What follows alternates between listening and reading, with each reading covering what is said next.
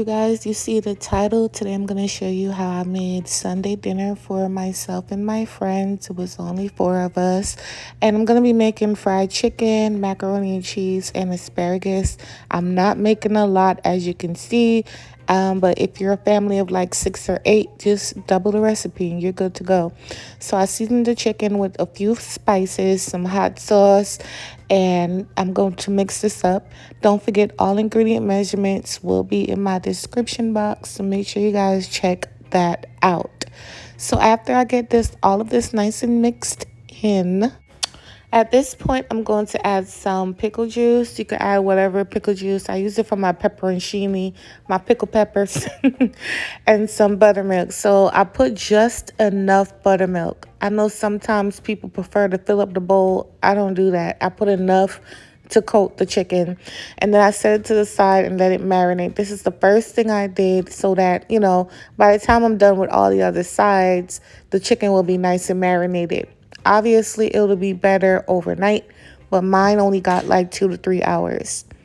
So next, as that's marinating, I'm going to work on the milk mixture for the mac and cheese. So I'm going to add the evaporated milk, some spices. I'm going to mix it up, and I'm going to taste it before I add the egg.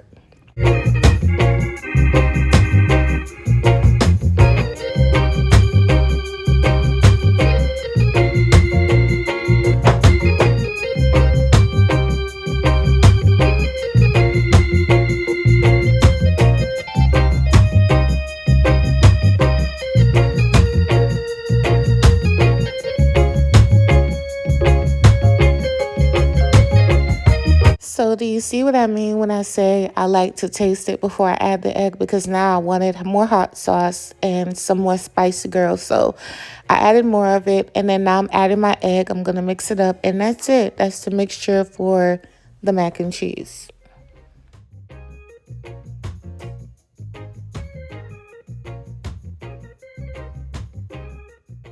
All right, so to my water for the pasta, I'm going to add some chicken bouillon powder just to add more flavor to the pasta. And I'm only using half the box. Y'all know that pound box comes with a whole lot.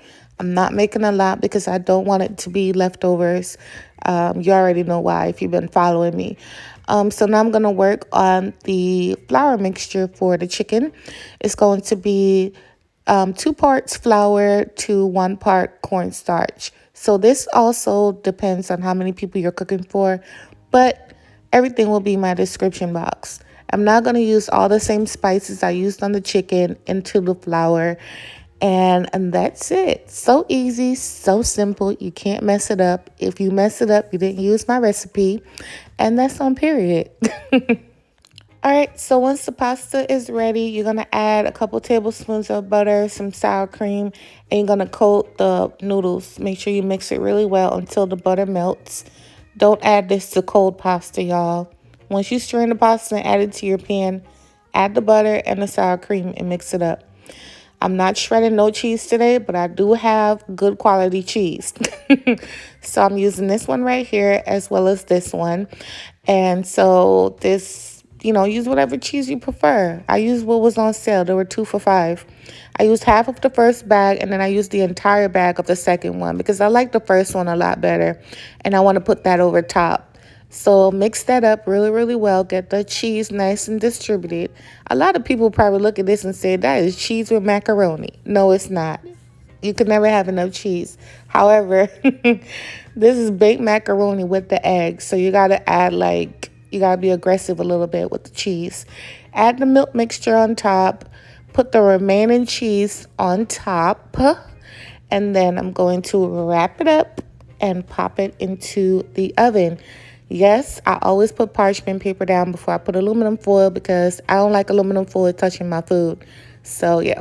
So, pop that in the oven and move on. All right, so this is about 12 to 14 cloves of garlic. Yes, Karen. I'm using all of it. I'm going to chop it up just like this for the asparagus that I'm about to make. This recipe can be for green beans as well as spinach. And yeah, so as you know, with asparagus, you want to get the woody ends off. And this is how I do it. Once I was finished with it, I noticed I just need to cut about 1 inch above the second rubber band. Now in the grocery store, I don't know how they have yours, but in mine it has 2 rubber bands, and it's telling me I need to cut 1 inch up from the second rubber band and get rid of the woody part. I'm gonna melt down some butter. This is a lot of asparagus, so yes, butter, olive oil, coconut oil, whatever oil fat you use. I'm using butter. After that, I'm going to add the garlic, saute that down for about 2 to 3 minutes. Nothing major, nothing crazy. I'm on medium heat. Do not burn the garlic or you're going to have to start over. Next, I'm going to add the asparagus down in here and let that cook for like 2 minutes, if that. Get the garlic all over top, all over everywhere, the butter. And pretty much it's like you're almost done. I kept it simple, but it was still very flavorful because of all that butter and garlic. And we're also about to add that hot honey on top, as well as some salt, you know, sprinkling, link. But this is the hot honey I'll be using. I got it from the Kroger supermarket. I'm going to drizzle a little bit over top, and then I'm going to cover it, let it cook for 5 minutes. Now, how long you cook the asparagus depends on how you like yours. I don't like mush, and even at this point, I feel like I cooked it too much. So I immediately turned the stove off, and that was it. All right, so now I'm just going to pour the garlic, honey, butter, juices mixture all over the asparagus, and this is how it looked, and this was good to go, ready to go. Again, you could cook yours longer if that's what you prefer, but I like it nice, bright, and green. So now I'm going to take the chicken that's been marinating for about 2 to 3 hours, put it right down in my flour and cornstarch mixture. Obviously, this would be better if I had gloves and could really get it done faster, but I didn't have any gloves today, and so I used a tongue. And this is it. You want to get it coated really, really well everywhere, all over the chicken.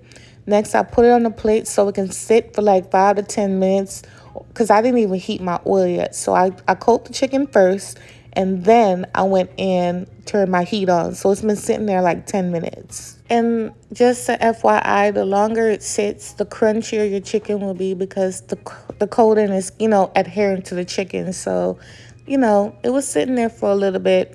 And this is how it looks, nice and crummy and coated and ready to go. And this is the entire plate that's been sitting here for like 10 minutes. And yeah, so pretty much it's super easy, super simple. If you have a deep fryer, make sure you go ahead and, use your deep fryer. But y'all already know I ain't got one, so I'm frying it in my Dutch oven like I do here. Wait a minute, I probably do have a deep fryer, but child, I use it today.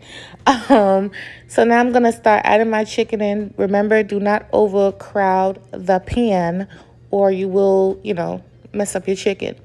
This is the mac and cheese, looking amazing, straight out the oven. Look how beautiful that is. She's gorgeous. She's ready to go. I'm almost done with dinner. I was stressed out, y'all. I'm not gonna lie. It's been a minute since I cooked like this. I was stressed out. But look at the golden, beautiful, crispy, crunchy, delicious, flavorful buttermilk fried chicken. Like, don't play with her, okay? Don't play with her.